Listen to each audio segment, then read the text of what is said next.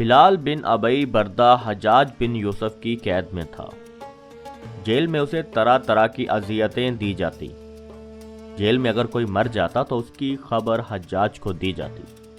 وہ اسے جیل سے نکلوانے اور میت کو اس کے اہل خانہ کے سپرد کرنے کا حکم دے دیتا۔ ایک دن بلال بن ابی بردہ نے جیل کے داروغہ سے کہا، مجھ سے 10,000 درہم لے لو اور میرا نام مرنے والوں کی فہرست میں حجاج کے پاس بھیج دو، وہ میری میت کو اہل خانہ کے سپرد کرنے کا حکم دے دے گا۔ سامعین گرامی، واقعے کی مکمل تفصیل جاننے سے پہلے آپ سے گزارش ہے کہ اگر آپ اس چینل اچھی باتیں پر نئے ہیں تو چینل کو ضرور سبسکرائب کر لیں اور ساتھ موجود بیل آئیکن کو بھی ہلکا سا پش کر دیں تاکہ مستقبل میں آنے والی ہر ویڈیو کا نوٹیفیکیشن آپ کو پر وقت ملتا رہے۔ اس طرح میں قید سے نکل کر کسی دور دراز علاقے میں چھپ جاؤں گا، حجاج کو کانوں کان اس کی خبر نہ ہوگی۔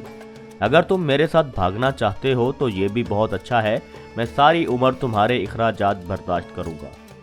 داروغہ نے پیسے لے لیے اور نام مرنے والوں کی فہرست میں حجاج کے پاس بھیج دیا۔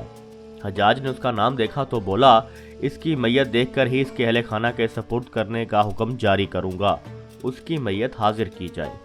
وہ داروغہ بلال کی طرف واپس آیا اور کہا کہ جو وصیت وغیرہ کرنی ہے کر لو۔ اس نے پوچھا، معاملہ کیا ہے؟ اس نے بتایا کہ حجاج نے یہ حکم جاری کیا ہے کہ اگر میں نے تیری میت کو حاضر نہ کیا تو وہ مجھے قتل کر دے گا اور اسے معلوم ہو جائے گا کہ میں نے تمہیں آزاد کروانے کے لیے یہ ہیلا کیا ہے، لہذا اب اس کے سوا کوئی چارہ کار نہیں کہ میں تمہارا گلا گھونٹ کر مار دوں۔ یہ سن کر بلال رونے لگا۔ داروغہ نے کہا، ایسا نہ کریں، اس کے سوا کوئی چارہ کار نہیں۔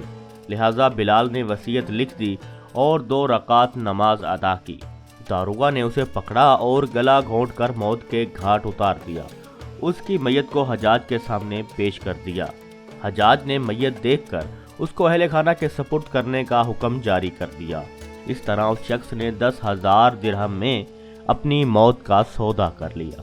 پیارے دوستو، اس ویڈیو کو لائک اور جس قدر ممکن ہو شیئر کریں، کیونکہ اچھی باتیں پھیلانا بھی صدقہ جاریہ ہے، اور مزید ایسے اچھے واقعات سننے کے لیے ہمارے YouTube چینل اچھی باتیں کو سبسکرائب کریں۔ شکریہ۔